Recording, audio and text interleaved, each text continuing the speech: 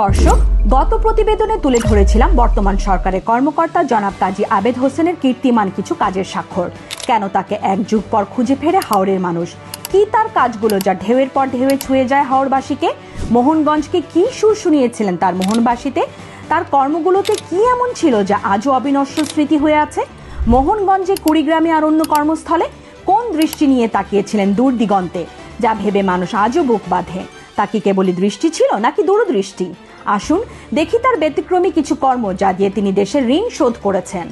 নেত্রকোনার মোহনগঞ্জ ও কুড়িগ্রাম সদর উপজেলায় পরপর 5 বছর ধরে প্রায় 10 লক্ষ মানুষকে উদ্বুদ্ধ করে পুরো উপজেলা ব্যাপী প্রজনন মৌসুমে মাছ ধরা থেকে বিরত রাখেন। এ কাজে তিনি সরকারের কোনো অর্থ ব্যয় করেননি এবং তাকে কোনো মোবাইল কোর্ট পরিচালনা করতে হয়নি। এতে প্রায় 700 বর্গ কিলোমিটার 2 উপজেলার হাওর নদী উন্মুক্ত জলাশয়ে মৎস্যের উৎপাদন বহুগুণে বৃদ্ধি পায়। লক্ষ জেলে পরিবারের আয় কয়েক গুণ বেড়ে যায়। এতে বিরল প্রজাতির মাছ আবার প্রকৃতিতে ফিরে আসে।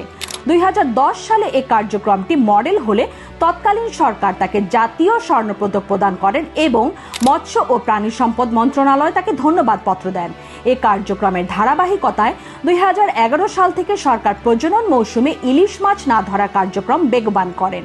জাতীয় জলমহাল নীতিতে তার বাস্তবায়িত অনেকগুলো পদক্ষেপ সংযোজিত হয়। দুর্গম পাহাড় ও গুহা অতিক্রম করে তৎকালীন জেলা প্রশাসক ও তিনি 2003 সালে অতুলনীয় ও প্রতিষ্ঠিত পর্যটন স্পট নীলাচল আবিষ্কার করেন। তিনি এর নামকরণ, রাস্তা তৈরি সহ প্রভূত উন্নয়ন সাধন করেন। মোহনগঞ্জ উপজেলার সাধারণ জনগোষ্ঠীকে একত্রিত করে প্রায় 75টি এবং কুড়িগ্রামের 100টির বেশি সমবায় সংগঠন করেন। প্রতিদিন 1 কাপ চায়ের টাকা বাঁচিয়ে 4000 বেকার যুবক এক বিপুল সঞ্চয় গড়ে তোলেন এবং স্থানীয় সম্পদ ব্যবহার করে স্বাবলম্বী করার পদক্ষেপ গ্রহণ করেন। উজ্জ্বল মোহনগঞ্জ ও উজ্জ্বল কুড়িগ্রাম নামে এই সংগঠনগুলি ওই অঞ্চলগুলিতে সুপরিচিত লাভ করেন এবং তিনি স্থানীয় সম্পদ ব্যবহারের মাধ্যমে মডেল সৃষ্টি করেন। 4 ঘন্টার মধ্যে লক্ষ মানুষকে একত্রিত করে একদিনের মধ্যে মোহনগঞ্জের 29 কিলোমিটার দীর্ঘ হাইজ্জাবাদ 5 ফুট উঁচু করেন এবং কংস নদী দিয়ে ভারত থেকে নেমে আসা পানির ঢল বা ফ্ল্যাশ ফ্লাড ডিঙ্গাপোতা হাওরের ধান 21 দিন রক্ষা করেন। ফলে কৃষকেরা প্রায় 5 লক্ষাধিক টন ধান ঘরে তুলতে সক্ষম হন। এই উদ্যোগেও তিনি সরকারের কোনো অর্থ ব্যয় করেননি। শুষ্ক মৌসুমে হাওর শুকিয়ে যায় হাওরের ছোট নদীগুলো। সাতমা, ধলাই নদী, মোহনগঞ্জ মদন সীমান্ত শুকিয়ে গেল। 2010 সালে আদর্শ নগর থেকে হাটনাইয়া পর্যন্ত 10টি গ্রামে বোরো ধানের চারা শুকিয়ে হলুদ হয়ে গেল। বন্ধ হলো প্রায় 400টির মতো অগভীর নলকূপ। তিনি সরকারের কোনো অর্থ ব্যয় না করে স্বেচ্ছাশ্রমের পদক্ষেপ নেন। 10 গ্রামের লোক জড়ো করে একদিনে খনন করে ওই দিনই সন্ধ্যায় চালু করেন প্রায় 400টি নলকূপ।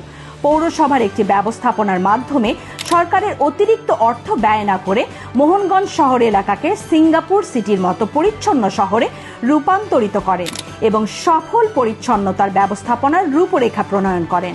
হাওর বেষ্টিত মোহনগঞ্জের মল্লিকপুর গ্রামে একটি হাই স্কুল নির্মাণের বরাদ্দকৃত অর্থে তিনি 2টি স্কুল পরিচালনা করতে সমর্থ হন।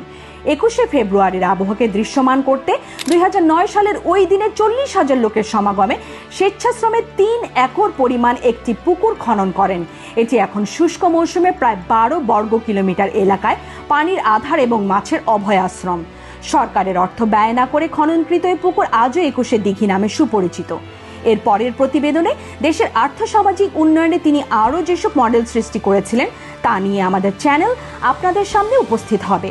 কাজী আবেদ হোসেনের উন্নয়নমূলক কর্মকাণ্ডের সাথে থাকতে চোখ রাখুন বিএমএফ টেলিভিশনে। প্রিয় দর্শক, কেমন লাগলো আমাদের প্রতিবেদনটি? অবশ্যই কমেন্ট করে জানাবেন। দেখা হবে পরবর্তী অন্য একটি প্রতিবেদনে।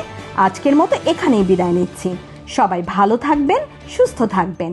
ধন্যবাদ।